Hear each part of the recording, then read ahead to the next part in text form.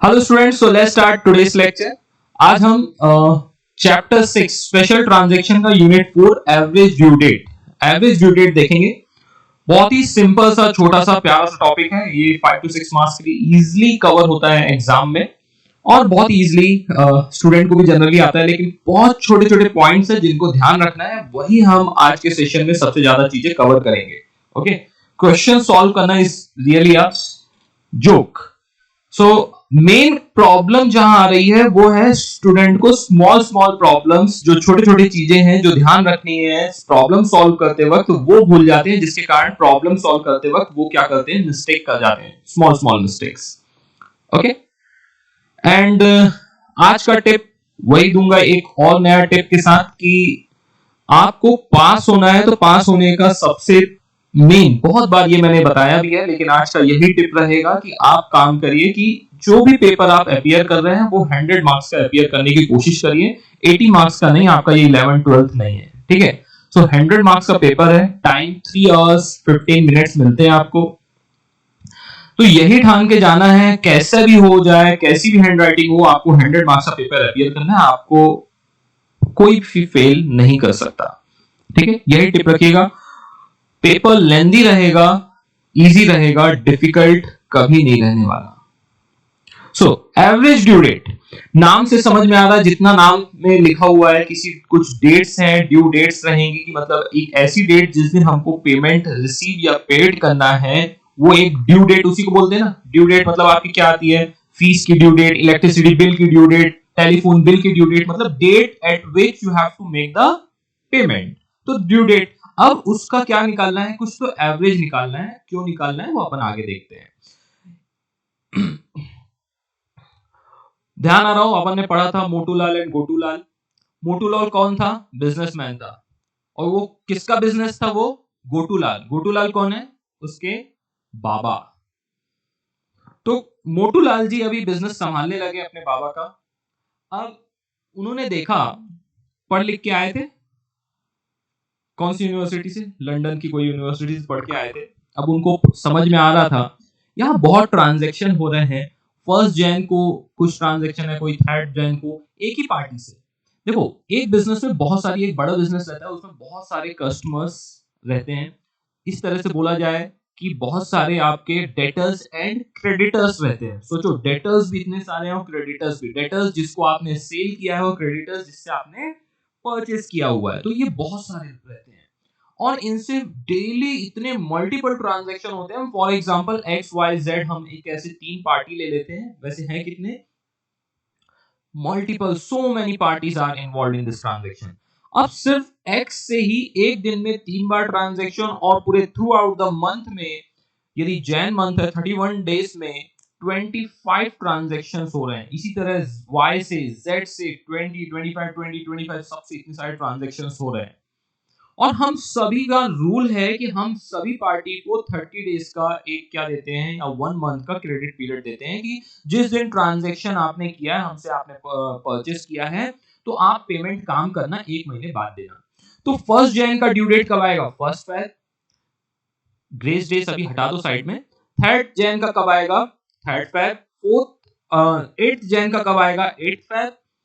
तो एक काम करेगा, देखो एक ही पार्टी, उसको कितने बार विजिट करना पड़ेगा और काम चलना पड़ेगा, एक ही पार्टी से ट्रांजेक्शन करना पड़ेगा। पहले फर्स्ट जैन को आएगा क्या, 2000 का परचेस किया, और फर्स्ट फेब को आएगा उस 2000 के अगेंस्ट का पेमेंट करने।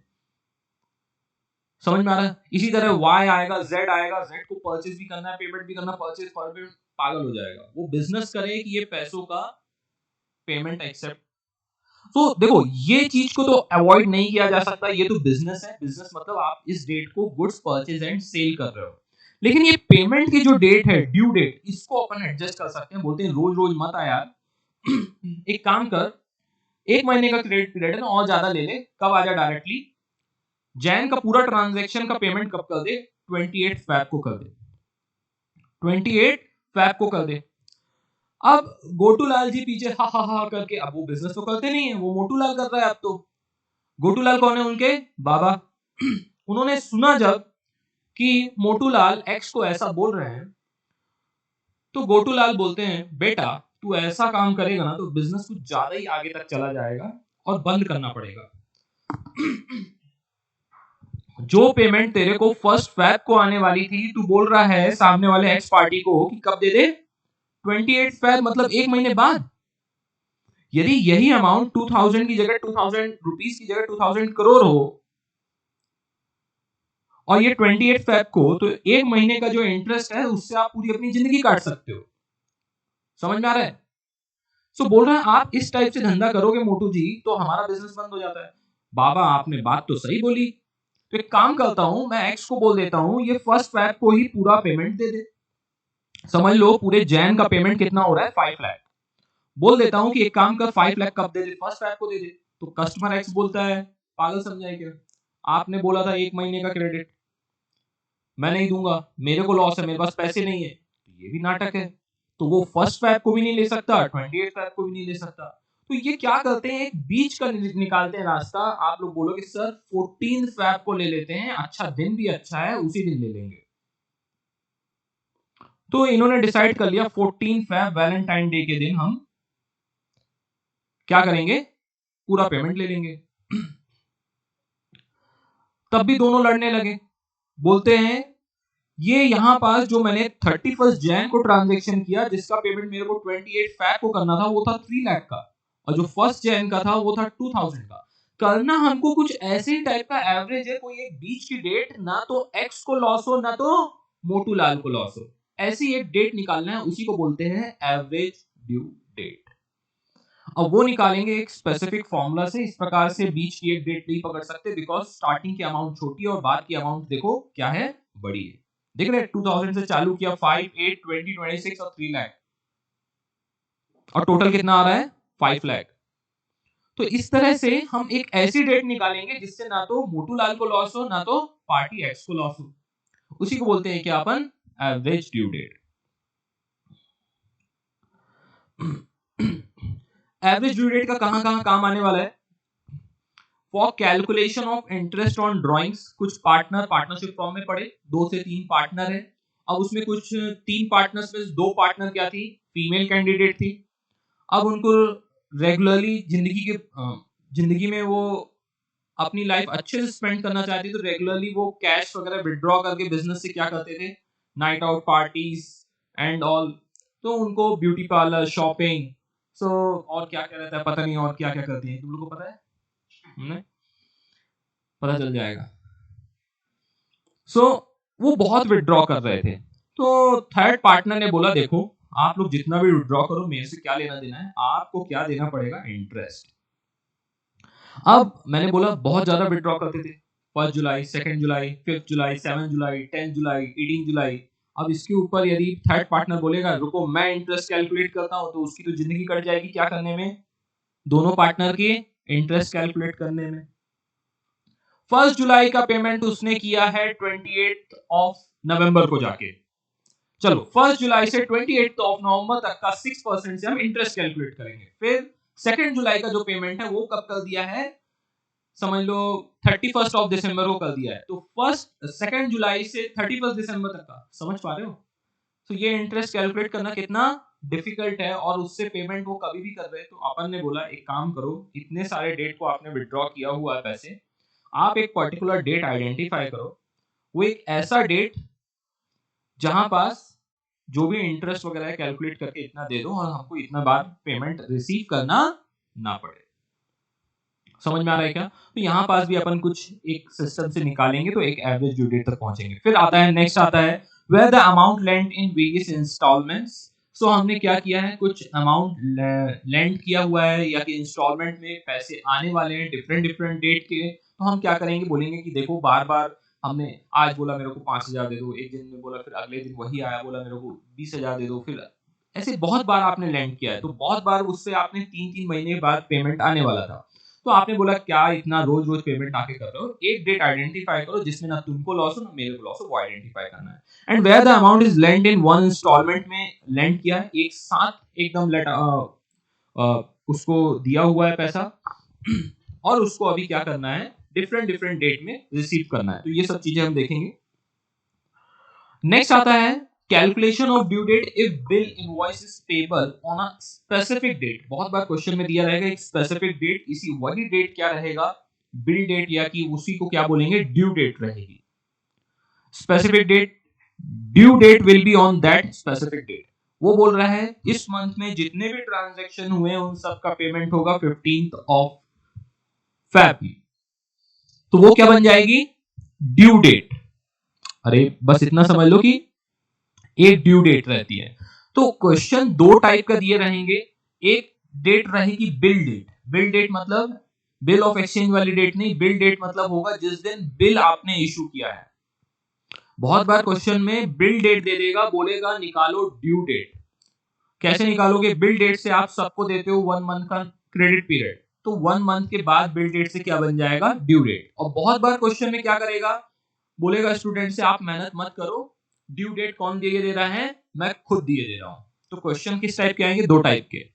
एक में क्या रहेगा, बिल डेट दिया रहेगा, आपको क्या निकालना रहेगा, ड्यू डेट, और उसके आगे कैलकुलेशन करना होगा। दूसरे टाइप का क्वेश्चन क्या रहेगा, डायरेक्टली ड्यू डेट ही दे देगा। तो अब ड्यू डेट दे दिया है तो जबरदस्ती ड्यू डेट थोड़ी ना निकालोगे। Got my point? समझ में आ रहा है क्या? फिर नेक्स्ट आता है at a stated number of month और डेज आफ्टर डेट। सो इस केस में क्या रहेगा, मैंने जो बोला ना, ड्यू डेट देगा, मतलब बिल डेट से क्रेडिट पीरियड, तो हमको क्या निकालना पड़ेगा, ड्यू डेट। तो वो यहां पास से निकालेगा। उसमें यदि हमारा कुछ बिल ऑफ एक्सचेंज या कोई नेगोशिएबल इंस्ट्रूमेंट है तो उसके अंदर क्या करना पड़ेगा, हमको 3 डेज ऑफ ग्रेस भी ऐड करना पड़ेगा। डन।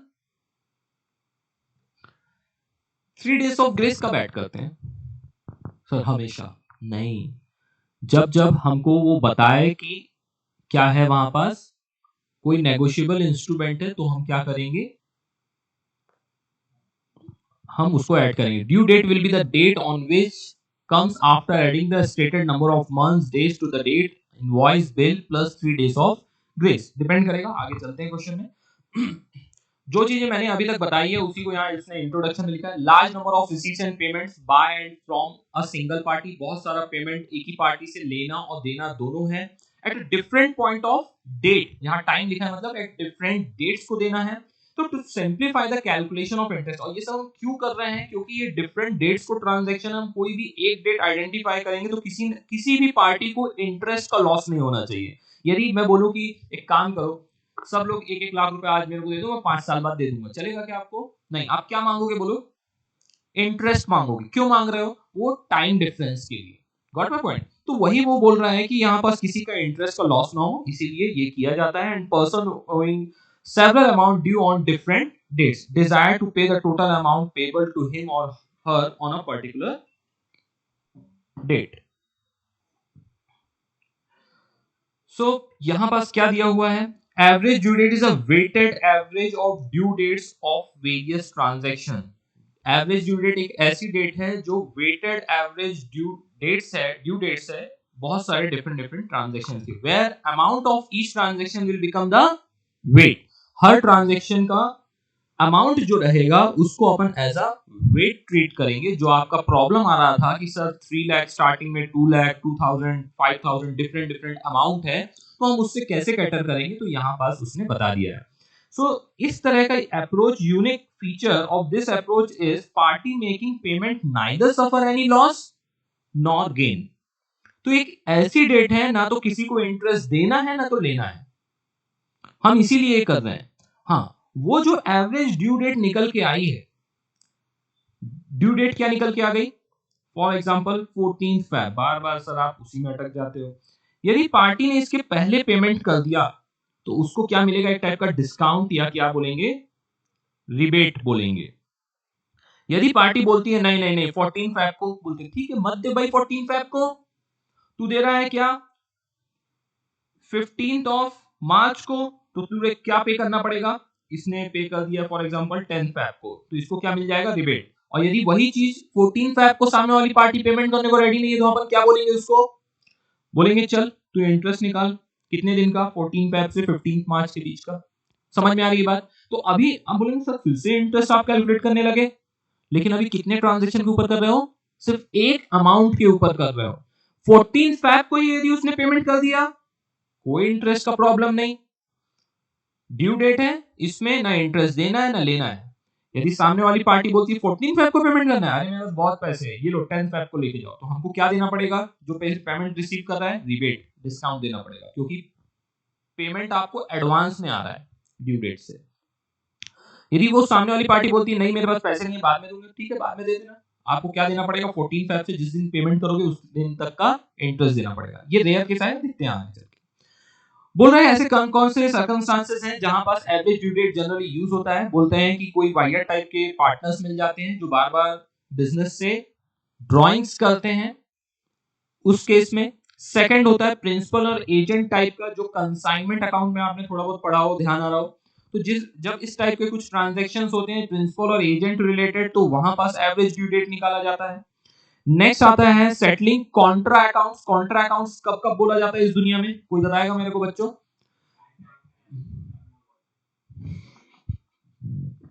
बहुत सही जवाब दिया आपने।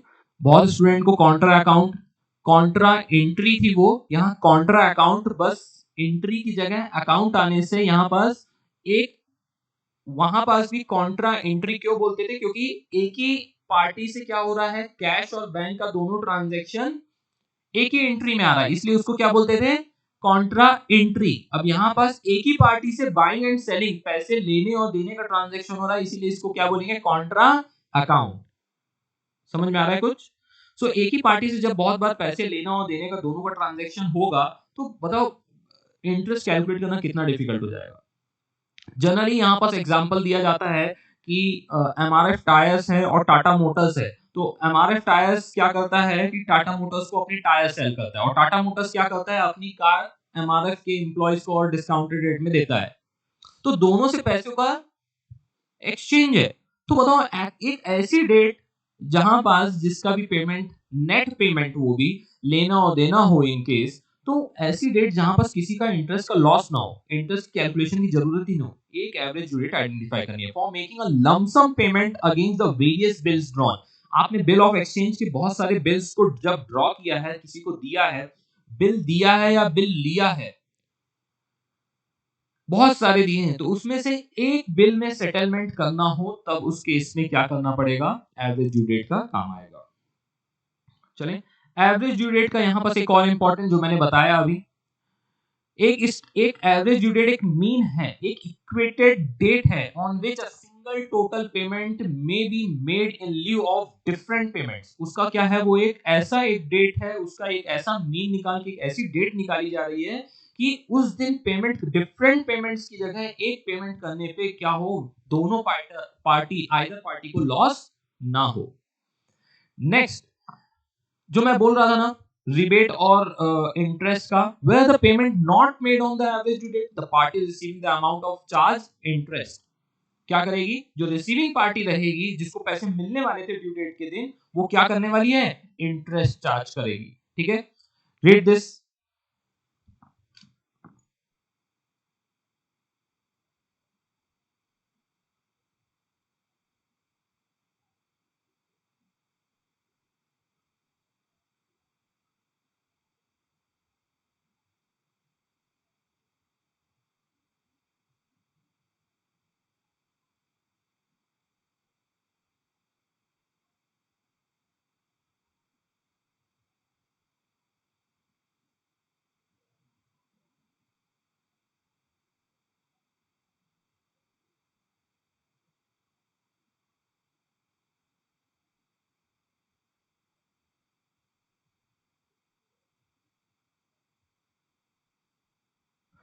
डन।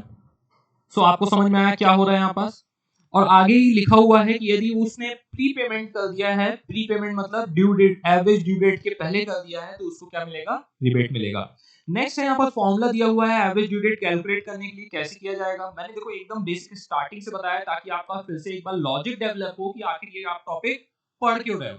क्वेश्चन सॉल्व करना तो आप एक क्वेश्चन का भी कहीं से वीडियो या कि अपन आगे रेफर कर लेंगे तो भी आपको समझ में आ जाएगा, बहुत छोटा टॉपिक है, बट इस टॉपिक का लॉजिक क्लियर होना कि ये पढ़ाई क्यों कर रहे हैं और क्या लॉजिक है, तब तक आप सॉल्व करते वक्त यदि क्वेश्चन ने कुछ अपने स्टेटमेंट से कुछ चीजें घुमाई ना, तो आपको समझ में नहीं आएंगी। कब? जब आपको लॉजिक क्लियर नहीं होगा। अभी आगे चल के बोलेगा कि इंटरेस्ट के बारे में डिस्कशन करेगा, तब आपको क्लिक होगा हाँ यार बात बराबर है, मोटू लाल गोटू लाल, ध्यान आ रहा है। तब उनको इंटरेस्ट देना पड़ेगा, रिबेट देना पड़ेगा। क्वेश्चन बोल रहा है इंटरेस्ट कैलकुलेट करो, क्वेश्चन कभी बोलेगा एवरेज ड्यू डेट कैलकुलेट करो।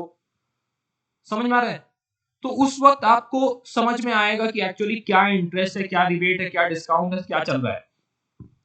यहां पर फॉर्मूला लगेगा, जब अपन क्वेश्चन में जाएंगे तो इजीली समझ में आएगा। एवरेज ड्यू डेट क्या रहेगा? बेस डेट, जो एक बेस डेट अपन डिसाइड करेंगे क्वेश्चन का, कोई भी एक, जनरली हम एक अर्लियर या जीरो डेट को ही हम उसको बोलते हैं बेस डेट या जीरो डेट। ध्यान रखना, यहां भी लिखा हुआ है सिलेक्शन ऑफ बेस डेट और जीरो डेट। जो सबसे अर्लिएस्ट डेट 1 जैन से 31 जैन के बीच में, सबसे बताओ स्मॉलेस्ट डेट या कि अर्लिएस्ट डेट कौन सी है? 1 जैन। समझ में आ रहा है? तो उसको अपन क्या पकड़ लेंगे? Base date. और इस दुनिया में जितनी कोई सी भी डेट हो आप पकड़ लीजिए और कैलकुलेशन कर ले तो भी आंसर क्या आ जाएगा? आपका करेक्ट आ जाएगा। इट डजंट मीन कि जो ट्रांजैक्शन की डेट है उसी को पकड़ना है। ट्रांजैक्शन की डेट इसलिए पकड़ी जाएगी कोई सी एक, 1 जैन, 3 जैन, 5 जैन, 20 जैन, 31 जैन, इतने सारे ट्रांजैक्शन हुए, हम 1 जैन के ट्रांजैक्शन को पकड़ेंगे बेस डेट। रीजन क्या है? Simplicity of for solving the question. आप बोल रहे हो नहीं हमको 28 ऑफ फैब पकड़ना है, पकड़ लो। ट्रांजैक्शन में डेट भी नहीं है तो भी पकड़ लो, तो भी आंसर करेक्ट आएगा। ठीक है। डिवाइड बाय बेस डेट, जो बेस डेट रहेगी वो बेस डेट, जैसे हमने 1 जैन पकड़ा है, प्लस माइनस क्या करेंगे? Total of the product. अब किसका प्रोडक्ट आएगा? जो अमाउंट है ट्रांजैक्शन का multiply by the number of days. Number of days भी कैसे निकालेंगे? अब मैं ये उम्मीद करूंगा थोड़ा बहुत आपने पकड़ा स्टडी किया हुआ है। बेस डेट से नेक्स्ट डेट ऑफ ट्रांजैक्शन तक के जो नंबर ऑफ डेज रहेंगे उस डेज को बोलते हैं डेज यहां पास। हाँ, तो वो अभी आएगा क्वेश्चन में, देख लेना। Amount multiply by days divide by total amount due, मतलब 5 ट्रांजैक्शन, उनका टोटल अमाउंट कर लेंगे 5 ट्रांजैक्शन का, और टोटल क्या आ जाएगा? अमाउंट ड्यू आ जाएगा। So amount multiplied by days मतलब प्रोडक्ट को, सिंपलिसिटी के साथ बात किया जाए तो प्रोडक्ट को टोटल अमाउंट से डिवाइड करना है। टोटल प्रोडक्ट को, प्रोडक्ट किसका? अमाउंट और डेज का प्रोडक्ट, प्रोडक्ट को डिवाइड करना है। अब पॉइंट टू बी नोटेड, ये पॉइंट कुछ ज्यादा ही इंपॉर्टेंट है, स्टार करके रखो। सबसे पहले बोल रहा है कि बेस डेट आइडेंटिफाई करना है, जिसको बोला जाता है zero date, but preferably earlier date में भी टेकन फॉर सिंपलिसिटी। तो बेस डेट, जीरो डेट ध्यान रखो, बहुत इंपॉर्टेंट है थ्योरी, इसलिए पढ़ा रहा हूं, मेरे को भी पता है।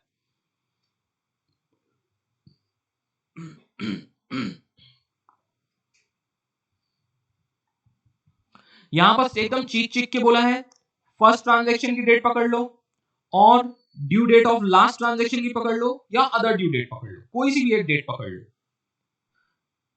फर्स्ट, सेकंड, थर्ड, तीनों से कर लो, और तीनों जगह क्या लिखा है? और कोई भी आप डेट पकड़ लो तब भी आपका आंसर सेम आएगा, बट प्रेफरेबली क्या बोला है उसने? क्या पकड़ो? अर्लियर डेट पकड़ो, अर्लियर डेट पकड़ो, मतलब स्टार्टिंग डेट सबसे पहली जो डेट रहेगी। While asserting number of intervening days, so plus minus between the base date and the due date of each transaction. कैसे आप पकड़ोगे इंटरवीनिंग डेज?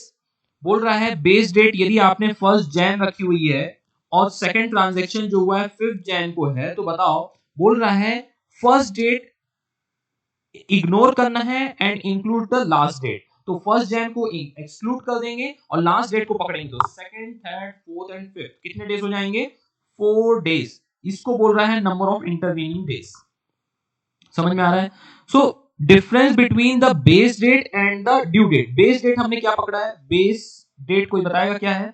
1 जैन। तो 1 जैन से 5 जैन के बीच का हम डिफरेंस पकड़ेंगे, कितना आएगा? 4 डेज। सो 1 जैन इग्नोर करेंगे और 5 जैन को इंक्लूड करेंगे। कहां लिखा है? यहां लिखा है। ठीक है, दोनों डेट को इंक्लूड नहीं करना, दोनों डेट को एक्सक्लूड नहीं करना है। एक डेट को अपन फर्स्ट डेट को क्या करेंगे? एक्सक्लूड करेंगे बेस डेट को, और लास्ट डेट को इंक्लूड करेंगे, यही याद रखना है। ये सब चीजें काम आएंगी।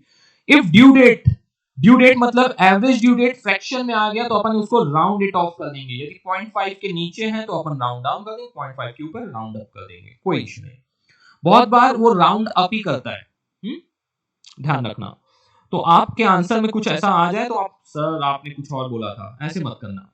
If amount is paid before the due date, जो एवरेज ड्यू डेट आई है उसके पहले ही अमाउंट पे कर रही है सामने वाली पार्टी, तो उसको क्या देंगे? रिबेट या डिस्काउंट। यदि if amount is paid after the due date, जो ड्यू डेट आई उसके बाद वो पेमेंट कर रहा है, तो उतने पीरियड का क्या लेना पड़ेगा? उससे इंटरेस्ट चार्ज करना पड़ेगा। जिस पार्टी को पेमेंट रिसीव करना है वो चार्ज करेगा। And the sixth and last point जो इंपॉर्टेंट है, whenever there is a sale of goods by two person, एक ही पार्टी एक को सेल कर रही है, उसी से परचेस कर रही है, उस केस में क्या करना है, दोनों पार्टी का ट्रांजैक्शन सेपरेट सॉल्व करना है, फिर दोनों का डिफरेंस प्रोडक्ट जो निकालते हैं ना, तो दोनों का ए ने सेल किया है, बी ने परचेस किया है, ठीक है, परचेस सेल का जो भी है, सेल सेल परचेस परचेस जो दोनों का है वो हम निकाल देंगे टोटल। टोटल निकालने के बाद उनका प्रोडक्ट आएगा, डिफरेंस इन प्रोडक्ट, दो ए का पूरा क्वेश्चन सॉल्व करेंगे, बी का करेंगे, जो प्रोडक्ट आएगा उसका टोटल माइनस बी का प्रोडक्ट जो आएगा उसका टोटल, उसको उससे माइनस करेंगे, डिफरेंस ऊपर प्रोडक्ट रखेंगे। इसी तरह उनका टोटल अमाउंट जो रहेगा ए का और बी का, उसको माइनस कर देंगे और डिफरेंस इन अमाउंट नीचे रख देंगे। इसी तरह एक फॉर्मूला लगते हुए क्या निकल आएगा हमारा, average due date in case of when sale of both the party involved in the transaction for purchase and sale to the same party. Concept of due date या डेट ऑफ मैच्योरिटी, तो बोल रहा है due date of bill of exchange invoice is the date when the amount of bill of invoice is payable by the drawer creditor और drawer debtor. So calculation of due date average due date नहीं बोल रहा है, due date after taking into consideration days of grace. वो बोल रहा है कि जब भी आपका क्या हो, इस टाइप का जो बिल ऑफ एक्सचेंज या ऐसा कोई नेगोशिएबल इंस्ट्रूमेंट है, तो डेट ऑफ इनवॉइस से जो भी ड्यू डेट आ रही है उसमें क्या ऐड करना पड़ेगा आपको, डेज ऑफ ग्रेस। सो यहां पर कुछ चीजें एग्जांपल ली हुई है, bill of exchange promissory notes on the date fall its due and every promissory note or bill of exchange other than those payable on demand or at sight or on presentment। देखो question आपको गुमराह कर सकता है, जो चीजें आप mistake कर सकते हो मैं वहां यहां पास वो रिवीजन में बताना चाहूंगा। ड्यू डेट आपको बोला है बिल ऑफ एक्सचेंज है, प्रॉमिसरी नोट है, आप उठा के धप्पा मार के एकदम 3 डेज का ग्रेस ऐड कर दोगे, लेकिन वहां कहीं पर छोटे से लिखा रहेगा all these bills are payable on demand या payable at sight और payable on presentment। उस केस में डेज ऑफ ग्रेस नहीं ऐड किया जाएगा। आपने थोड़ा बहुत भी बिल ऑफ एक्सचेंज पढ़ा होगा तो आपको याद आ रहा होगा, नहीं भी पढ़ा है लॉजिक एकदम क्लियर है। जब आपने बिल ऑफ एक्सचेंज बनाया, प्रॉमिसरी नोट बनाया, और उसमें आपको ध्यान हो जब आप प्रॉमिसरी नोट का फॉर्मेट आपके एग्जाम में भी 12th में आता था तो उसमें लिखा रहता था bill payable on demand eight site या कि ऑन प्रेजेंटमेंट है कि आफ्टर डेट आफ्टर साइट है। ध्यान आ रहा है, एक एट साइट होता है और एक आफ्टर साइट होता है, ध्यान आ रहा है कुछ ऐसा। सो एट साइट रहेगा, अरे जब वो बोल रहा ऑन डिमांड, फोन लगाया बोला मेरे को अभी अभी पैसा चाहिए, तो अब इसमें 3 डेज का ग्रेस कहां से आएगा, समझ में आ रहा है। एट साइट पहुंच गया, एकदम धप्पा बोल दिया उसको, बोला चल पैसे निकाल। ऑन प्रेजेंटमेंट किसी को भी भेज दिया अपने ऑफिस बॉय को, बोला जाके ये दिखाना और पैसे फटाफट लेके चले आना, तो इसमें 3 डेज ऑफ ग्रेस कैसे लग सकता है। तो इसलिए बोल रहे हैं ये तीन जो ट्रांजैक्शन, हाँ बिल ऑफ एक्सचेंज है, ये नेगोशिएबल इंस्ट्रूमेंट है, लेकिन हमको इससे कोई लेना देना नहीं है, लेकिन ये क्या है, ऑन डिमांड एट साइट या ऑन प्रेजेंटमेंट वाले केस है, उसमें ग्रेस ऑफ डेज इंक्लूड नहीं करेंगे, छोटी छोटी चीजें। और ऐसा कोई भी यदि वहां, अब आपको साइट याद आएगा, एट और आफ्टर भूल जाओगे, एग्जाम में लिखा रहेगा आफ्टर साइट, सर ने बोला था साइट लिखा रहेगा, सर ने बोला है एट साइट लिखा रहेगा, तब नहीं ऐड करना है।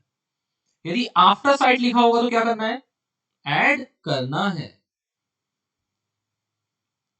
समझ में आ रहा है।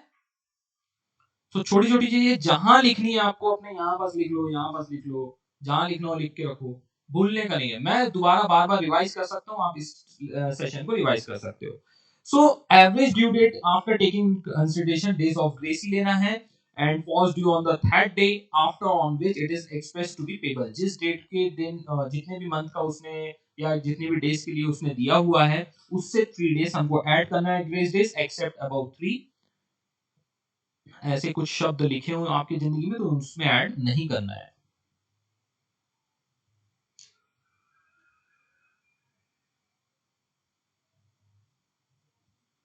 ठीक है, 3 मंथ्स था, 3 डेज ऐड कर लिया, noted. First Jan is payable 1 month after sight it falls due on 4th Feb। देखो ये एक वर्ड उसने लिखा है ना, आफ्टर डेट, आफ्टर साइट। सो वो क्या कर रहा है, 3 days ऐड कर रहा है। कब वर्ड आ रहा है, इंपॉर्टेंट क्या है, आफ्टर। चले, calculating due date of bill note payable few months after the after after date और आफ्टर साइट, तो उसमें 3 days का ग्रेस ऐड कर लेना है। Calculation of due date when maturity date is a holiday, जब हॉलीडे आता है तब अपन क्या करेंगे, आ जाओ नीचे। बहुत अच्छी चीज दी हुई है, सिंपल वाला। सडनली कल हॉलीडे डिक्लेयर कर दिया गवर्नमेंट ने, तो क्या होगा, अब तो आप ये नहीं बोल सकते एक दिन पहले, आपको क्या करना पड़ेगा by default, next following day. But next following day Sunday है, तो उसका नेक्स्ट फॉलोइंग डे। तो अब ये चीजें मैं बता सकता हूं, कितना भी लिख के बता दूं, ये चीजें आपको याद रखना है। ओके, यदि next following day public holiday है,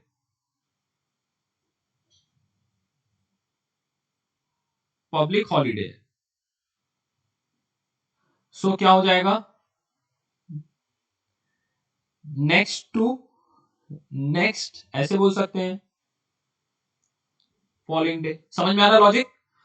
चलो अभी आते हैं पब्लिक हॉलीडे, पहले से आपको पता है, इंक्लूडिंग संडे और day declared by central government by notification in official gazette, मतलब जो आपके कैलेंडर में रेड मार्क करके लगा रहता है ना, 15 अगस्त, 26 जैन, गांधी जयंती एंड ऑल, हाँ, नेहरू जयंती नहीं, चिल्ड्रन डे आई मीन। सो उसी को बोल रहा है ऑफिशियल गैजेट में, इंक्लूडिंग संडे भी है। इसको कैसे याद रखना है, आप संडे को इग्नोर कर दोगे, क्वेश्चन में धप्पा बोलेगा, बोलेगा कि ये डेट को संडे है। संडे है तो क्या करेंगे, due date will the preceding business day. Business day मतलब वर्किंग डे को ही बिजनेस डे बोल रहे हैं यहाँ पास, समझ में आ रहा है। If preceding day is also public holiday, then due date is a day preceding the previous day. 15 अगस्त, मैं एग्जांपल लेता हूं, मैच्योरिटी डेट आ रही है 15 अगस्त और वो क्या है, मंडे है, तो 15 अगस्त को तो हो नहीं सकता, तो क्या करेंगे अपन, 14 अगस्त को करेंगे ट्रांजैक्शन। लेकिन 14 अगस्त को, 15 अगस्त को मंडे है, तो 14 अगस्त को क्या रहेगा, संडे, तो 14 अगस्त को भी नहीं हो सकता ट्रांजैक्शन, तो क्या बन जाएगी ड्यू डेट, 13 अगस्त, दैट इज सैटरडे। समझ में आ रही है बातें। अब वो क्या करेगा, क्वेश्चन बस यही लिख देगा, 15 अगस्त मंडे, आप क्या करोगे, 15 अगस्त, सर ने बोला 15 August public holiday, 14 August will be the due date. Answer क्या आएगा, गलत।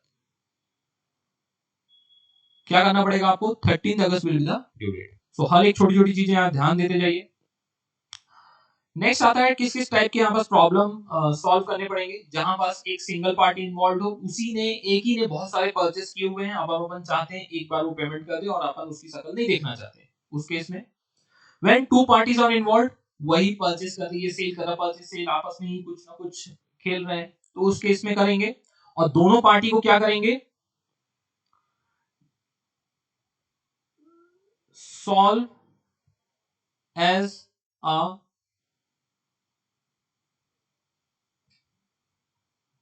सेपरेट क्वेश्चन सॉल्व करना है, सॉल्व एज अ दोनों पार्टी का separate question, but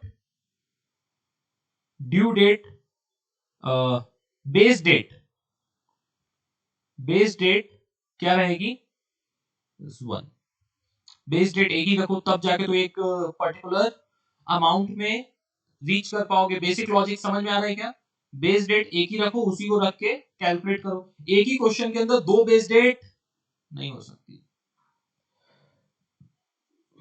calculation of average due date amount is repaid in instalment, बहुत सारे डिफरेंट डिफरेंट इंस्टॉलमेंट में पे करने वाला था, तो उसके केस में, and average due date for determining the interest on drawing. Interest on drawings मतलब दो पार्टनर, तीन पार्टनर, चार पार्टनर, कितने भी पार्टनर ने यदि क्या किया हो, ड्राइंग्स किया है, तो सभी पार्टनर,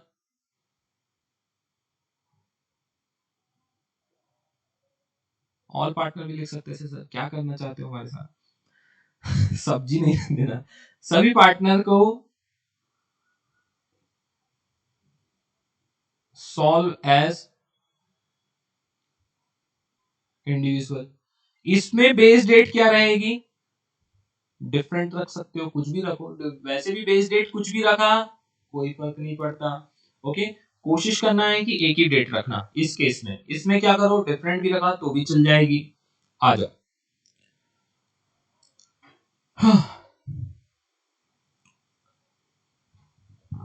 नोट पढ़ लो बस। For calculation number of days in each respective ones involved are to be considered individually। तो बच्चों वाला ही, जैन फेब मार्च अप्रैल में जो करना हो करो। तो आपको पता ही है कि जैन में 31 है और फेब में 28 या 29, फिर मार्च में 31, अप्रैल में 30, मई जून तो मई में 30 31 और जून में 30, जुलाई अगस्त में 31 आते हैं। ओके, तो ये सब चीजें आपको थोड़ी सी याद रहनी चाहिए, बाय डिफॉल्ट सिस्टम के अंदर से निकल के आना चाहिए। अक्कड़ बक्कड़ बोले को करते नहीं बैठने का है एग्जाम हॉल में। सीए के स्टूडेंट है ना। अब देखा जाए तो मैं आपको एक चीज और बता सकता हूं, लेकिन मैं बताना नहीं पसंद करूंगा, लेकिन अब दिख गया तो बता देता हूं। लीप ईयर एग्जामिनर चाहे देखो, ये सब चीजों के लिए आप मैथ्स में भी लॉजिकल रीजनिंग और ये सब भी पढ़ रहे हो। यदि 2016 है, डिविजिबल बाय 4 है, तो वो क्या बन जाएगा? Leap year. लेकिन वो 100 से डिविजिबल भी है, वैसे वो आने नहीं वाला वो डेट, क्योंकि 1800 ईयर आप तक पहुंचा नहीं है, ठीक है, अब आएगा नहीं इस तरह का कुछ। तो डिविजिबल बाय 100 है तो वो लीप ईयर नहीं होगा। ओके, क्योंकि ये डिविजिबल बाय 4 भी है और 100 भी है, तो 100 से होगा तो ये लीप ईयर नहीं होगा। लेकिन ये 400 से है तो ये लीप ईयर है। तो वो समझ में आ रहा है क्या क्या चल रहा है? नहीं है, ऐसा कुछ तो रहता है। हाँ, देखो लिखा हुआ है every year that is exactly divisible by 4 is a leap year except the year which are exactly divisible by 100। Century year, leap year, if they are exactly divisible by 400, for example, the year 17, 1800, 1900 are not leap year, ये सब leap year नहीं रहेंगे। But the year 1600 and 2000 are, ये है ये है, ठीक है। So ये आपके ध्यान रखने के लिए है, आप ध्यान रखिएगा इनको चीजों को। वैसे क्वेश्चन में ऐसा कुछ नहीं आने वाला, हमेशा वो दे देता है, लेकिन ये आपके जनरल इन्फो के लिए है। और कुछ कैलकुलेटर की यहाँ बहुत ज्यादा आपको जरूरत पड़ने वाली है धीरे से, तो आप रखिए अपने साथ। चलिए, तो मैंने काफी कुछ आपका कवर कर दिया है। अब आ जाते हैं आपके क्वेश्चंस में। तो सिंपली कुछ क्वेश्चंस में मैं आता हूं जो मैंने सॉल्व करवाया है। मैं हर क्वेश्चन को रेफर करता हूं।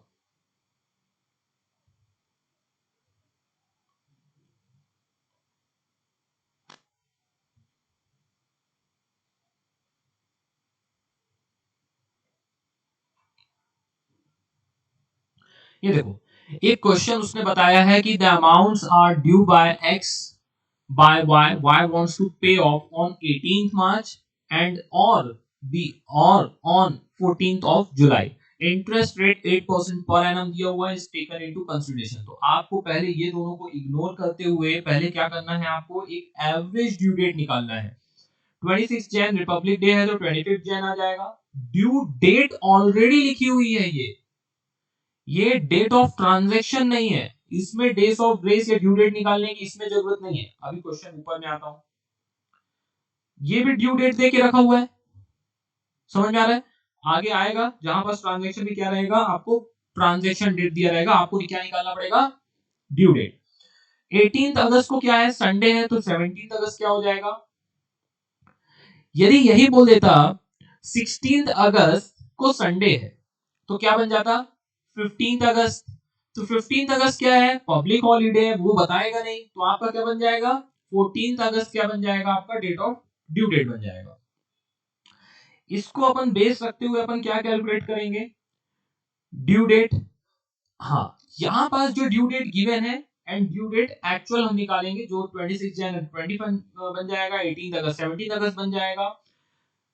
10 अगस्त जो अर्लीस्ट डेट है उसको हम क्या ले लेते हैं, बेस डेट। क्या ले लेंगे, बेस डेट क्या बन गया 10th Jain, days from 10th Jain, 10 Jain से 10 जैन कितने कैलकुलेट करो जल्दी से अपने अपने कैलकुलेटर में, कितने आएंगे डेज, 0। 10 जैन से 25 जैन कितने डेज आएंगे, तो 10 जैन को इग्नोर करना है। 11th जैन,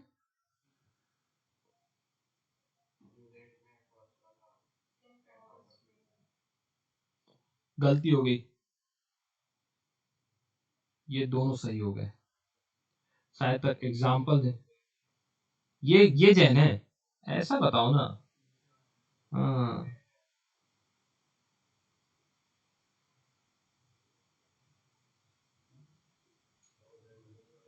ये यार इतने देर में तो लिख देता मैं, ये जैन है ऐसा, ठीक है। तो 10 जैन से 10 जैन कितना हो गया, 0। 10 जैन से 25 जैन कितना होगा, 10 जैन को हटा दो, 11 जैन से 25 जैन तक कितने डेज हो जाएंगे, 15 डेज। समझ में आ रहा क्यों हटा दो, अभी पढ़ के आए। अब ये लेक्चर को जितने बार देखना हो देख लेना दोबारा, माफ करना। सो 23 मार्च से 10 जैन को हटा दो, उसके बाद इसी तरह आपको कैलकुलेट करना है, बुक्स ने कैलकुलेट नहीं किया, आपको कोई भी मिस्टेक नहीं करना है। तो आपको मार्च में कितने दिन मिल जाएंगे, जैन में कितने दिन मिल जाएंगे आपको 21, फैब के 28 और मार्च के 23 पूरे पूरे उठा के लिख दिया है। ओके, इस तरह 72 डेज है। अपन अब अमाउंट कितना ट्रांजैक्शन में है, 500,000 3000 4000 जो भी है। तो 0 multiply by 500 0, 15 multiply by 1000 is equal to 15000। तो ये अमाउंट की टोटल है और ये प्रोडक्ट की। और प्रोडक्ट कैसे निकलता है, डेज मल्टीप्लाई बाय, जो स्टार्टिंग में बता रहा था, डेज मल्टीप्लाई बाय बोलो अमाउंट। सो क्या निकल के आएगा आपका product. So product divided by amount, total of the product divide by total amount. Total product को टोटल अमाउंट से base date plus, base date क्या लिया 10 Jan, 10 Jan plus product divided by amount. So base date plus कितना आ गया, हमेशा आपको ये लिखना है 130.24 डेज, दैट इज 131 डेज। मैंने बोला था आपको 0.5 के नीचे भी रहे तो बहुत बार एग्जामिनर और ये ट्रीट करते हैं क्वेश्चन, उसको राउंड अप ही करते हैं। ओके, सो यहां पास आपका कोई भी पॉइंट डेसिमल में आए उसको राउंड अप कर लीजिए, कोई प्रॉब्लम नहीं है। अब भी बोला, इसी लेक्चर में बोला है, ठीक है। 31 डेज, तो ये 31 131 डेज को कैसे काउंट करेंगे, 10 जैन, 10 जैन में कितने दिन बचे, 21 डेज, फेब 28, मार्च 31, अप्रैल 30। तो यहां पास तक कितना आ जाएगा उसके अकॉर्डिंग लिखना है, बैलेंस क्या आ जाएगा 21 ऑफ मई। तो 21 May will become the average due date. अब इसके पहले पेमेंट करेगा तो हमको डिस्काउंट देना पड़ेगा, इसके बाद सामने वाली पेमेंट पार्टी करेगी तो हम इंटरेस्ट चार्ज करेंगे। तो 21 में लिखा हुआ है, वो बोल रहा है 18th ऑफ मार्च, तो हमको क्या देना पड़ेगा यहाँ पास 18 मार्च के लिए, बीच की डेट बताओ क्या है 21 मई। इस 18 मार्च के केस में क्या देना पड़ेगा हमको, रिबेट। मई से पहले यदि वो पेमेंट करेगा 21 मई से पहले, अरे उसमें लिखा है आप भूल गए हो, Y wants to pay off on 18th मार्च। यदि Y चाहता है मैं 18th मार्च को ही पेमेंट कर दूं, 21 मई तक रुकने की जरूरत नहीं है, तो उसको क्या देना पड़ेगा Y को, रिबेट। 21 में ड्यू डेट थी, एवरेज ड्यू डेट, अब वो बोलता है नहीं 21 मई को मैं नहीं दे पाऊंगा, कब दूंगा 14 जुलाई को। यहां पर क्या देना पड़ेगा उसको, इंटरेस्ट चार्ज करेंगे Y को। उसका कैलकुलेशन बराबर से यहां दिया हुआ है। सो अमाउंट कितना है 8500, कब देना था 21 मई को। अब लेकिन वो दे नहीं पा रहा है, यदि वो पहले देगा, कितने दिन पहले दे रहा है 18 मार्च को पे करने वाला है। 18 मार्च से 21 मई कितने दिन हो गए 64 डेज। तो 64 डेज का उसको क्या मिल रहा है, एडवांस पेमेंट मिल रहा है। तो वो एडवांस पेमेंट जो मिल रहा है सामने वाले एक्स को, तो वो क्या करेगा उसको रिबेट देगा, किस रेट से देगा 8% पर एनम है, मल्टीप्लाई बाय 64 डेज एडवांस में दे रहा, 64 डिवाइड बाय 365। ठीक है, तो ये हमारा क्या निकल के आएगा, ये क्या अमाउंट है, रिबेट अमाउंट है, ये लिखा हुआ है रिबेट, रिबेट। ठीक है, फाइनल अमाउंट टू बी पे बाय वाई ऑन 18th मार्च। तो 8500 माइनस 119.2 जो रिबेट देना है वो लेस करके कितना देना पड़ेगा अभी, सिर्फ 8380.8। समझ में आ रही है बातें। यदि यही चीज अपन कब दें, 14th ऑफ जुलाई को, मतलब 21 मई के बाद, तो कितने दिन बाद दे रहा है वो, 54 डेज बाद दे रहा है। हम 54 डेज का क्या करेंगे, इंटरेस्ट चार्ज करेंगे। तो 8500 टोटल अमाउंट था, 8% for 54 days divide by 365, interest कितना निकल के आ गया 100.6, तो 8500 तो टोटल अमाउंट था, प्लस प्लस क्या देना पड़ेगा, इंटरेस्ट जो चार्ज किया है वो, तो 8600.6 final amount payable by Y. नहीं कर सकते ना, समझ में आ रहा है क्या? तो ये चीजें हैं, एक जगह क्या मिला है, लेस किया है, ये लेस किया है रिबेट के लिए, और यहां ऐड किया है क्योंकि हमने इंटरेस्ट चार्ज किया है। अच्छा, कोई बताएगा मेरे को, इनकेस 21 मई को ही यदि पूरा पेमेंट कर दे वाई, तो कितना देना पड़ेगा, 8500। कुछ नहीं, ऐसा नहीं, कितना देना पड़ेगा, 8500। नेक्स्ट आ जाओ, ये देखो, ये क्या डेट है क्वेश्चन नंबर 3 में, बिल डेट। बिल डेट मतलब डेट ऑफ ट्रांजैक्शन। कितने टर्म का दिया है उसने, 3 मंथ, 60 डेज, 2 मंथ, जो उसने बोला है वही हम करेंगे, हमको ज्यादा ज्ञान लगाने की जरूरत नहीं है। उसने डेज बोला है तो डेज से काउंट करेंगे, मंथ बोला है तो मंथ से काउंट करेंगे। जहां दोनों बोला है तो कोशिश करो, दोनों बोल रहा है तो डेज से काउंट करो, डेज से या मंथ से किसी भी काउंट करोगे, हार्डली फ्रैक्शन ऑफ अमाउंट का डिफरेंस सिर्फ आने वाला है। Is this clear? सो यहां पास उसने क्या किया है, मेच्योरिटी डेट या कि जिसको बोला जाएगा ड्यू डेट, वो निकाला जा रहा है यहां पास। ओके, क्या हो रहा है समझ में आ रहा है, हमने इससे क्या निकाला है, मैच्योरिटी डेट निकाल ली है, ये आगे भी दिया हुआ है इसलिए। मैच्योरिटी डेट से हमने क्या निकाला, सबसे जो अर्लीस्ट डेट थी, मैच्योरिटी डेट की अर्लीस्ट डेट, या बिल डेट की अर्लीस्ट डेट, नहीं, हमको वो तो कट काटा तो कूटी कर देना है उसके साथ, उसके साथ कुछ भी हमारे लेन देन अभी नहीं है। हमारे पास मैच्योरिटी डेट आ गई, उसका हमने बेस डेट ले लिया। आपको लगता है 17 में लेना है, 17 में ले लो। आपको लग रहा है यहाँ कोई कौन सी डेट नहीं है, 6 फैब नहीं है, 6 फैब आप बेस डेट ले लो, कोई प्रॉब्लम नहीं है, answer will remain same. First transaction अपन ने किया हुआ है पहले ही रेगुलर लेक्चर में, वहां भी हमने प्रूफ करके देखा है, कोई भी डेट ले ली तो भी कोई भी डिफरेंस आने वाला है, 1 रुपए का 1 पैसे का डिफरेंस नहीं आएगा, पॉइंट में भी डिफरेंस नहीं आएगा। ओके, मेरे को बस बच्चों एक ही चीज बता दो, बुक ने या इंस्टीट्यूट ने किसी ने भी गलती की हो, क्या हमको स्टार्टिंग डेट पकड़नी है, नहीं, क्या हमको लास्ट डेट पकड़नी है, हाँ, समझ में आ रहा है? तो बहुत बार उनसे एक डे का कैलकुलेशन में एरर आएगा तो उनको माफ कर देना, गलती हो गई बेचारों से, हाँ, इतने कैलकुलेशन इतनी बड़ी बुक लिखने में, तो उनकी गलती नहीं है, इग्नोर करना है ऐसी छोटी छोटी मिस्टेक्स को, आपको पता होना चाहिए सही क्या है।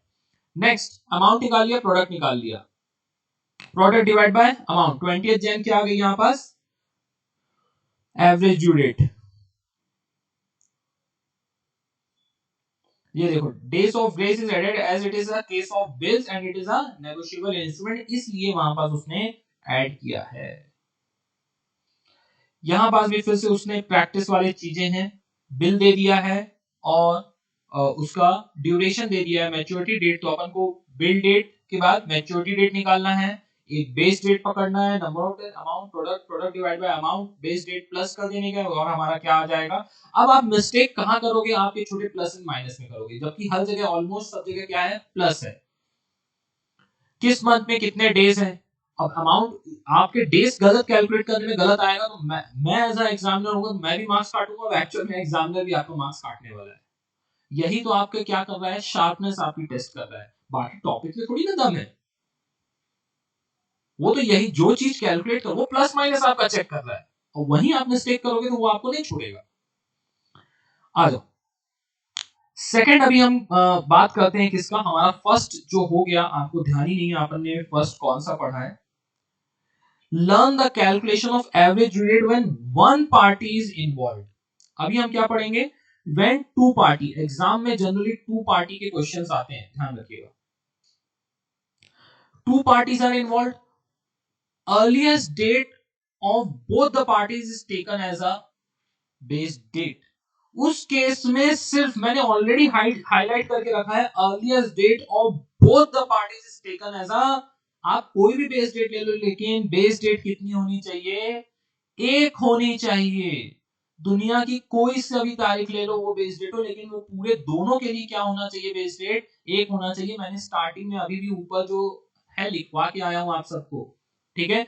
तो इसको कैसे मार्क करना है, लेकिन ये कब मैंने बोला है ये भी इंपॉर्टेंट है, जब सिर्फ दो पार्टीज इन्वॉल्व है, उन्हीं के साथ दोनों टाइप के ट्रांजैक्शंस हो रहे हैं। क्या बात आप मेरे को समझ में आ रही है आपको? कोई मिस्टेक नहीं होनी चाहिए यहां पास। ये देखो क्वेश्चन नंबर 5 था, दोनों से goods sold by x to y and goods sold by y to x. So मैंने इसको भी ना, जब आप पढ़ोगे, जब गुड्स सोल्ड किया है एक्स ने वाई को, एक्स ने सेल किया है, तो अमाउंट रिसीवेबल बाय एक्स, समझ में आ रहा है, लिखना है payment receivable by Y from Y, जो भी है लेमन लैंग्वेज में लिख डालने का है, ताकि आपको कंफ्यूजन आगे चल के ना हो, क्योंकि आखिरी चल के वो पूछने वाला है कि किसको कितना अमाउंट किसको देने का है।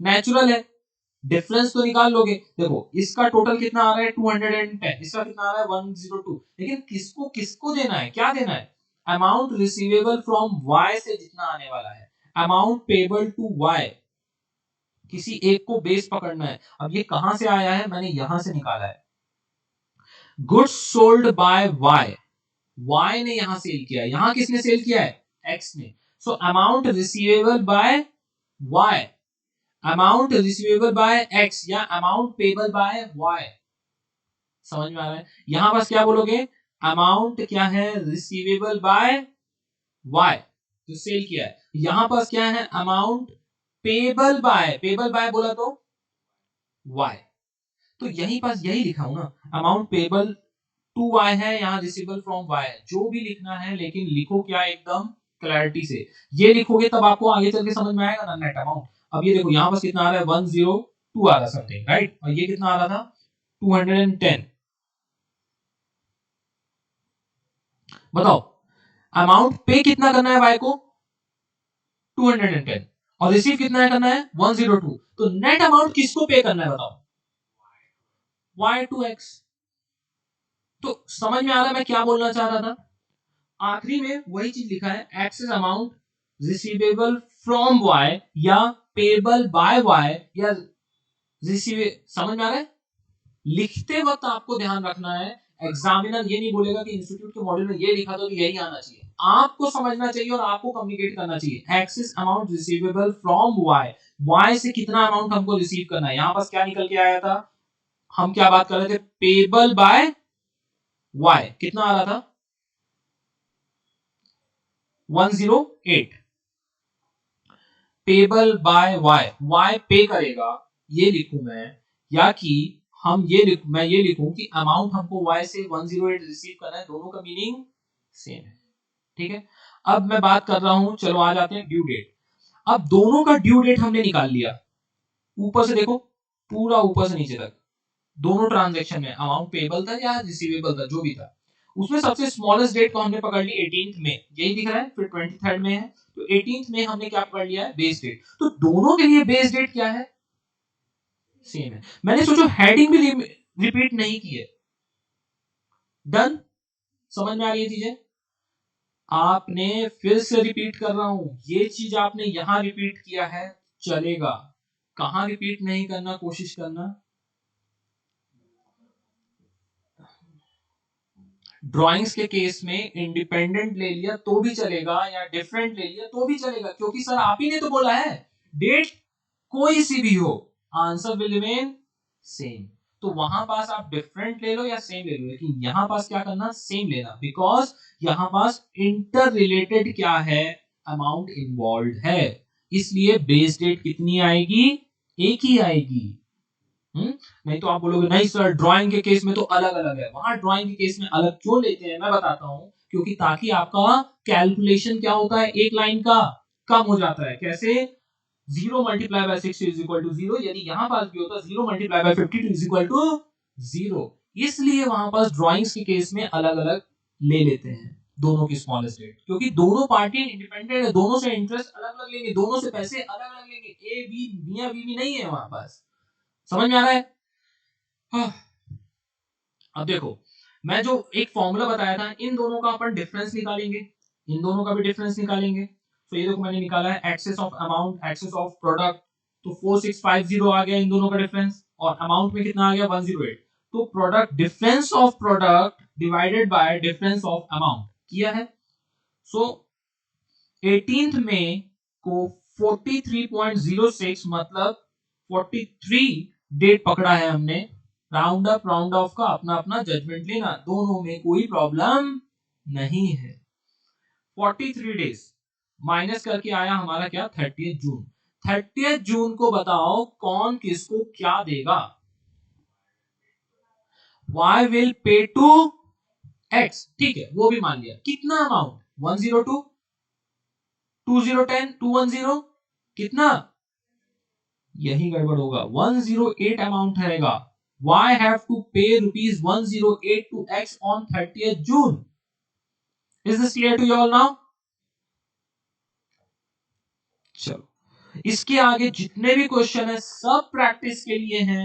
बिल का है तो बिल का क्या करोगे बताओ, 3 डेज का ग्रेस लगा के क्या निकाल लेने का हमको, मैच्योरिटी डेट निकाल लेना। मैच्योरिटी डेट का ही हम क्या लेंगे, उसमें से एक स्मॉलेस्ट डेट को बेस डेट लेंगे। बेस डेट लेने के बाद हम उससे प्रोडक्ट अमाउंट लिखेंगे। अमाउंट के बाद क्या लिखेंगे हम, बेस डेट जो भी हमारे नंबर ऑफ डेज आ रहे हैं उससे हम प्रोडक्ट निकालेंगे, और हम क्या करेंगे इन दोनों का डिफरेंस निकालेंगे। डिफरेंस निकालने के बाद हम क्या करेंगे, difference of product divide by difference of amount plus क्या करेंगे बेस डेट, उससे हमारा निकल के आएगा average due date for settlement of the amount. मैंने इसमें भी फोकस करवाया है बिल रिसीवेबल, बिल पेबल। देखो ये बिल है, ये एक रिसीवेबल है और एक पेबल है, तो आपको समझ में आना चाहिए कि क्या रिसीवेबल है क्या पेबल है। कहीं कहीं वो पार्टी का नाम लिखेगा, आप चाहो कि ऐसे हवा में छोड़ दो तो अच्छा नहीं दिखता है, आपको समझ में आना चाहिए चीजें, ठीक है। इसी तरह का सब ट्रांजैक्शन है, एक बार देखिएगा, क्वेश्चन सब सेम है। अब नेक्स्ट आता है रीपेड इन इंस्टॉलमेंट, हम बाद में देखते हैं, लास्ट ट्रांजैक्शन देखते हैं। उसके पहले आ जाइए, learn the calculation of average due date for determining the interest on drawings. Interest on drawings के केस में मैंने अभी भी बताया था, थोड़ी देर पहले चीख चीख के बता रहा हूं। ये देखो पार्टनर ए है, बेस डेट क्या लिया है 1st ऑफ जुलाई। पार्टनर बी है, बेस डेट क्या लिया है 12th ऑफ जून। आपको लग रहा है सर कंफ्यूजन हो रहा, ले लेना भाई 1 जुलाई ले ले, ले ले देख ले, कोई डिफरेंस नहीं आने वाला। समझ में आ रहा है क्या, क्यों ले रहे हैं यहाँ पास दोनों को अलग, क्या यहाँ डिफरेंस ऑफ प्रोडक्ट निकालना है हमको, क्या डिफरेंस ऑफ अमाउंट निकालना है क्या हमको, नहीं। दोनों पार्टनर इंडिपेंडेंट है, दोनों ने जिंदगी के पूरे मजे लूटे हैं, दोनों ने भर भर के ड्राइंग्स की है, तो दोनों से हम बराबर से इंटरेस्ट भी लेने वाले हैं। समझ में आ रहा है। 17 अक्टूबर निकला है, interest due from 17 October to 31 March. अब वो बोल रहा है हम 31 मार्च को पे करेंगे, तो 31 मार्च को ठीक है, पे कर दो 31 मार्च को। सो जो भी अमाउंट है उसके ऊपर क्या करेंगे हम, पूरा इंटरेस्ट कैलकुलेट करेंगे 165 डेज का, तो 6% से जो भी इंटरेस्ट रेट ऑफ इंटरेस्ट लिखा होगा, इंटरेस्ट ऑन ड्राइंग का जनरली रेट क्या रहता है 6% रहता है, 6% से हम इंटरेस्ट ऑफ ड्राइंग 2700 के ऊपर इसके लिए निकाल दिया। समझ में आ रहा है क्या। एवरेज ड्यू डेट क्या आई है 17 अक्टूबर, और वो पे कब करेगा 31 मार्च तक के लिए हम देखेंगे। आ जाओ एक बार दिखा देता हूं आपको question. A B two are partners हैं, firm drawn the following amounts drawn from him in the year ending 31st March, 1st July, 30th September, 1st November, 28th, और B का क्या डेट है 12th June, 11th August, 9th Feb, 7th March। Interest at the 6% per annum is charged on all drawings. Calculate the interest chargeable by using ordinary system and average due date system, assuming 1 year is equal to 365 days। अब यहाँ पास एक important एक चीज और थी कि जो हम इंटरेस्ट कैलकुलेट कर रहे हैं तो 31 मार्च तक का कैलकुलेट कर रहे हैं।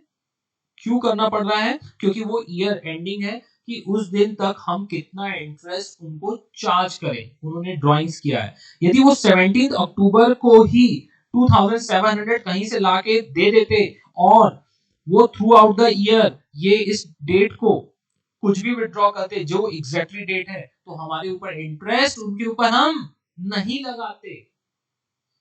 समझ में आ रही है क्या बात, कब नहीं लगाते, इस डेट को उसने ड्राइंग्स की होती इस अमाउंट को, और उसने 2700 कब पे कर दिया होता 17 अक्टूबर को। लेकिन उसने 17 अक्टूबर के बाद भी तो उन्होंने क्या किया है, ड्राइंग्स की हुई है। उसको कैसे पता चलेगा 17 अक्टूबर को? तो एक डेट निकाली गई है कि यदि इन केस ए ने 2700 rupees total amount of drawing 17 अक्टूबर को पूरा का पूरा 2700 पे कर दिया होता और 28 फेब को जाके 400 भी निकाला होता, तो इंटरेस्ट उसको नहीं लगता, नहीं देना पड़ता। लेकिन अभी उसने, हम 31 मार्च को बैठे हुए हैं और देखना है कि इस साल के लिए ए के ऊपर कितना इंटरेस्ट चार्ज करना है। तो कैसे कैलकुलेट करेंगे? जो 17 अक्टूबर से 31 मार्च तक का जितना पीरियड आ रहा है, नंबर ऑफ डेज, उसका हम 6% से क्या निकाल देंगे, इंटरेस्ट निकाल देंगे। तो 2700 plus that interest will be payable by A, will be payable by A। समझ में आ रहा है क्या? ऑर्डिनरी सिस्टम का इंटरेस्ट तो मतलब मजाक है। 500 रुपए उसने 1 जुलाई को किया है, तो वो 500 रुपीज कितने मंथ यूज किया उसने? जुलाई, अगस्त, सितंबर, अक्टूबर, नवंबर, दिसंबर, जनवरी, फरवरी, मार्च, 9 मंथ यूज किया है। तो अपन ऐसे भी कैलकुलेट कर सकते हैं एक एक का, 500 multiply by 6% multiply by 9 divided by 12। Ordinary system, यदि अरे आप भूल गए, फाइनल अकाउंट्स आपने पढ़ा है, पार्टनरशिप फाइनल अकाउंट्स, उसमें इंटरेस्ट ऑन ड्राइंग्स ऐसे ही तो कैलकुलेट करते थे। एक ये तरीका है। दूसरा तरीका कोई बताएगा मेरे को क्या है? 500 हमने 9 मंथ्स यूज किया है, तो उसको क्या एज्यूम करेंगे कि यदि 500 एक एक मंथ ऐसे यूज करते जाए हर महीने, तो टोटल 4500 रुपीज यूज कर रहा है फॉर 1 मंथ। ये किसको बस समझ में आ रही है? समझ में आ रहा है क्या कुछ? हाँ। सो कैसे निकाला गया? 500 मल्टीप्लाई बाय 9 मंथ्स। यदि हम बोले 4500 रुपए एक महीने यूज कर लो या 500 रुपए 9 महीने यूज करो, one and the same thing. कैसे? माय गॉड,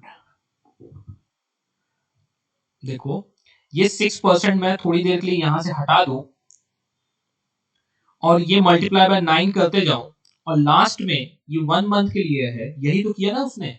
और लास्ट में जाके वो क्या कर रहा है, 6% लगा रहा है कितने मंथ्स के लिए, 1/12। तो यहां पास 9 हमने पहले ही मल्टीप्लाई कर लिया था। इस लॉजिक से देखो, यहां मैं 9 की जगह मैं क्या कर रहा हूं, 1 लिख रहा हूं, राइट। सो उसने ये एज्यूम किया है कि 500 रुपीज 1 मंथ, यदि 500 9 मंथ्स यूज किया है तो 4500 रुपीज 1 मंथ के लिए यूज किया है। ऐसा वो कैलकुलेशन ही है।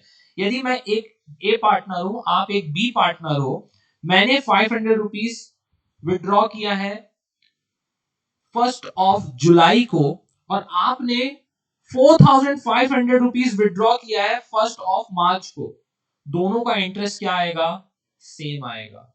आपने एक महीना 4500 रुपए यूज किया और मैंने क्या किया है, 500 रुपीज 9 मंथ के लिए यूज किया है, one in the same thing. ठीक है, तो वो चीज बता रहा है यहां पास। इसी तरह उसने निकाल लिया है। आप चाहो तो इंडिविजुअली, जो मैंने बोला ना, मेरे को पता था ऐसे होने वाला, इसलिए ये लिख दिया है। ये इंटरेस्ट आएगा, फिर इसका इंटरेस्ट आएगा, इन सारे इंटरेस्ट को टोटल कर लेना, ऑर्डिनरी सिस्टम से आपका इंटरेस्ट निकल जाएगा। समझ में आ रहा है क्या? One in the same thing. So ordinary system भी मैंने कहा बता दूं, गलती से एग्जाम में आके धप्पा बोल दे आपको, तो आपको शॉक होना नहीं है। उसने बोला ना क्वेश्चन में कि एक ऑर्डिनरी सिस्टम से भी निकालो और एक एवरेज ड्यू डेट सिस्टम से भी निकालो। और एवरेज ड्यू डेट का भी सिस्टम आपने देखा, वो मत भूल जाना ऑर्डिनरी सिस्टम के चक्कर में। ठीक है, जो डेट है वही डेट क्या है, आपका बेस डेट हमने उसको ले लिया है, और हम ड्यू डेट अपन मान सकते हैं क्या, बेस डेट से हम डेट ऑफ ट्रांजैक्शन को डिफरेंस निकालेंगे। और बहुत बार ऐसा होगा कि आपने यदि 1 नवंबर को बेस डेट लिया है, तो 30 सितंबर और 1 जुलाई का जो डेट है वो निगेटिव में आएगा। ये बात समझ में आ रही है क्या? ये गलती मत कर देना कभी। इसीलिए उसने बोला था जब दो पार्टी इन्वॉल्व हैं, तो उन दोनों पार्टी के ड्यू डेट का सबसे स्मॉलेस्ट डेट आपको, सबसे earliest date as a base date लेना है। समझ में आ रही है क्या बात?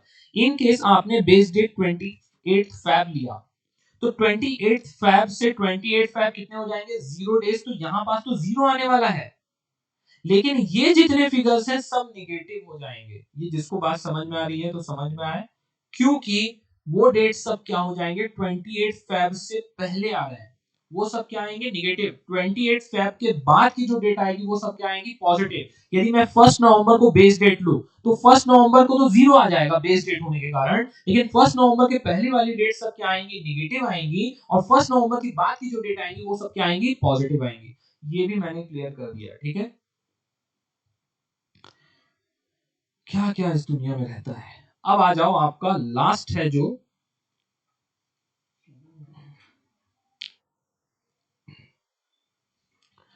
learn the calculation of average due date where the amount is repaid in installment। जब आपका installment में होने वाला है तो find out the total of such dates, months और years, जो भी है उसका total कर लो। Calculate the number of days, month, year from the date of lending money to the date of which each repayment, उसका क्या करना है, आपको कैलकुलेट करना है। एक एग्जांपल ले लीजिए, फॉर्मूला क्या लग जाएगा, if instalment are same we use a simple mean concept and divide the days by number of item and no need of product. यदि क्या हो, इंस्टॉलमेंट का अमाउंट क्या रहे, सेम रहेगा, तो सिंपल मीन सिस्टम निकाल के अपन वो भी लगा सकते हैं। यदि डिफरेंट अमाउंट है तो हमको प्रोडक्ट निकालने की जरूरत पड़ेगी। thus the formula for average due date will be date of loan से प्लस करेंगे ऐसा date, sum of days, days में दिया हो, सम ऑफ मंथ्स, मंथ्स में दिया हो, सम ऑफ इयर्स, इयर्स में दिया हो, from the date of lending to the date of repayment of each instalment, उनका क्या करना है, सम करना है, divide by number of instalment, जितने भी टोटल नंबर ऑफ इंस्टॉलमेंट है उससे उसको डिवाइड करने का है। अब ना आ जाते हैं एक एग्जांपल में, क्वेश्चन नंबर 8। हर टाइप के क्वेश्चंस को देख के जाओ। आपको यदि उम्मीद है कि इतने सारे सर कांसेप्ट है, ये वाला नहीं आएगा, तो समझ जाना यही आपके एग्जाम में आने वाला है।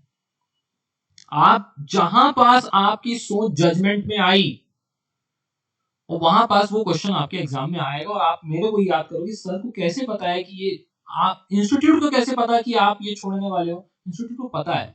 यही तो इंस्टीट्यूट की खासियत है। अब वो जो भी बाबा वहां बैठा के रखे हो, स्टूडेंट के माइंड में जो चल रहा है वो रीड कर लेते हो, बराबर से वही क्वेश्चन को एग्जाम में देते हैं। और रहेंगे क्वेश्चंस 200% कहां से, इसी मॉड्यूल से रहेंगे। एक क्वेश्चन भी आपके लिए ढूंढना मुश्किल हो जाएगा कि जो यहां पास ना दिया हो और आपके एग्जाम में आया हो। इससे अच्छा चीटिंग या कि ओपन बुक टेस्ट या कि आप बोलो क्या मिल सकता है आपको। आपको पता है कि इसी बुक से आने वाला है और बोलते हो डिफिकल्ट एग्जाम है, तो आपको तो इजीली एक बुक पढ़ लिया तो आपका वैसे भी क्लियर हो ही जाना चाहिए। लेकिन हाँ, मैं इस बात में एग्री हूं, पेपर लेंथी है, और दूसरा कंसेप्ट एक चैप्टर में जो आप 11th स्टैंडर्ड में पढ़ते हो और जो आप 12th स्टैंडर्ड और सीए फाउंडेशन पढ़ते हो, दोनों में डिफरेंस क्यों है, क्योंकि वहां पास छोटा सा एक कंसेप्ट पढ़ा के खत्म कर देता है चैप्टर, और यहाँ पास एक ही चैप्टर के अंदर छोटा सा एवरेज ड्यू डेट के अंदर ही इतने सारे कंसेप्ट दिए हुए हैं, और सभी कंसेप्ट को याद रखना इज अ चैलेंजिंग जॉब। इसको मैं चैलेंजिंग, डिफिकल्ट कुछ नहीं है, चैलेंजिंग है कि ये सबको आपको क्या करना है, रिटेन रखना है। So 10,000 lent by Das Brothers to Kumar and Sons on 1st Jan 2011 is repayable in 5 annual installment commencing from 1st Jan 2012। एक साल बाद चालू हो रहा है, and average due date and the calculate, find the average due date and calculate the interest at the rate 5% per annum which Das Brothers will recover from Kumar and Sons। So 5 equal instalment हर साल 1 जैन से चालू हो रहा है, 5 साल तक दिया जाएगा। तो ड्यू डेट 1st जैन 2011 को, number of years from 1st Jan 11 smallest date ले लिया, 0 आएगा। 1st जैन तक 2012 मतलब वो एक साल तक यूज करने वाला है, number of years from 1st Jan 11 to 1st Jan 12 कितना हो जाएगा, 1 2 3 4 5 लाइक दिस 5 इंस्टॉलमेंट हो जाएंगे। जब क्यों, क्योंकि 1st जैन से क्या हो रहा है, इंस्टॉलमेंट स्टार्ट हो रहा है। ये कहां लिखा हुआ है, क्वेश्चन में लिखा हुआ है। सो एवरेज इनका कैसे निकालोगे आप, 5 plus 4 plus 3 plus 2 plus 1 divide by 5 is equal to become क्या बन जाएगा, 3। 3 will be the average। okay, average due date of loan है plus this divided by 5, तो अल्टीमेटली क्या आ रहा है आपका 3 years। तो 1st Jan 11 से 3 years, तो 1st Jan 2015 will be the average due date। इस दिन पेमेंट करेगा, तो इस दिन का भी जब भी पेमेंट करेगा तो भी इंटरेस्ट तो आने ही वाला है। अब जब वो पेमेंट करेगा, अब वो इंटरेस्ट कैसे पे करने वाला है, ये प्रोडक्ट मेथड से भी निकाला है उसने। 1 जन उसने 31 दिसंबर 2016 को यदि उसने money is used by Brass Brothers up to 31 December 2016, तो 1 जन 2012 से जो यूज किया 2000 अमाउंट, वो कब तक यूज किया है, वो सब एग्जांपल दिया हुआ है। एक बार आप इन सब चीज को देखिए, काफी इजी है। ये पार्ट आप एक बार कवर करना, look into this, don't leave it like this only, और आपका ये टॉपिक होगा इस तरह से क्या complete. Go through all this. Is this sufficient for mind? So ये होता है एवरेज ड्यू डेट, यहीं पास खत्म। मैंने आपको कुछ चीजें बताई हैं, तो इन चीजों को ध्यान रखना। इसको 1.5x 1.75x में भी देखोगे कोई प्रॉब्लम नहीं आएगा। तभी आपको ये काम आएगा जब आपने एक बार नॉर्मल इसको सुना हो, तब जाके आप 0.75x में आप इन सब चीजों को रिकलेक्ट कर सकते हो। So that's it from my end, see you all in the next session, take care, bye bye.